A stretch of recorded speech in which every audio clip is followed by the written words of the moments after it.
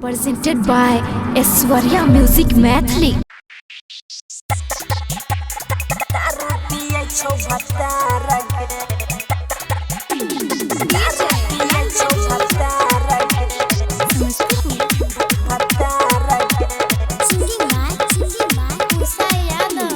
कैसा घर में बिहली गे मैयो फुटल हमारा कपार गे। कैसा घर में बिहली गे मैयो फुटल हमारा कपार गे। सासु ससुर जी बीड़ी पिए छौ गांजा पिए छौ भतार गे। सासु ससुर जी बीड़ी पिए छौ दारू पिए छौ भतार गे। कैसा घर में बिहली गे मैयो फुटल हमारा कपार गे। कैसा घर में बिहली गे मैयो फुटल हमारा कपार गे। सासु ससुर जी बीड़ी पिए छौ गांजा पिए छौ भतार गे। सासु ससुर जी बीड़ी पिए छौ दारू पिए छौ भतार गे। हम नहीं रहबो ऐसन घर में, काल हम आबि रहल छियो।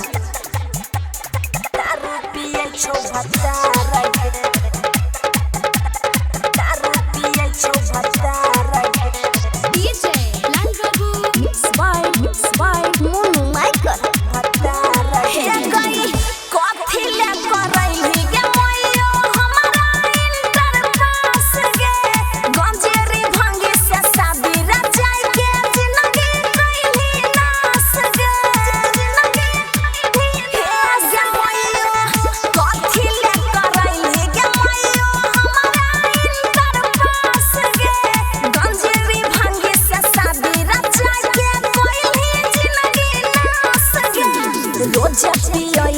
जाय छौ गे मैयो गाँव के ओइ पार गे।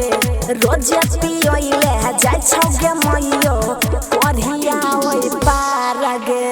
देवर जी हमर दारू पिए छौ गांजा पिए छौ भतार गे। देवर जी हमर दारू पिए छौ गांजा पिए छौ भतार गे। सारे घर में एहने छौ गे माई, की बतैयो हमरा एक रत्ती में अच्छा लगै छौ। दारू पिए छौ भतार गे। दारू पिए छौ भतार गे। DJ Lan Babu by Monu Michael. भतार गे। गई हमारा बात सुने गे मैयो खाई के मरबौ जहरिया। मारैला दौड़ै छोटा कहाँ दे पर ससुर जी दै छौ गालिया। ससुर जी दै छौ गालिया। हमर बात सुने गे मैयो मरबौ खाई के जहरिया। मारैला दौड़ौ छोटा कहाँ दे पर ससुर जी दै छौ गालिया। नहीं रे केला भर संग में हो जइबो हमें फरार गे। नहीं रे के यार संग में हो जइबो हमें फरार गे। सासु ससुर जी बीड़ी पिए छौ गांजा पिए छौ भतार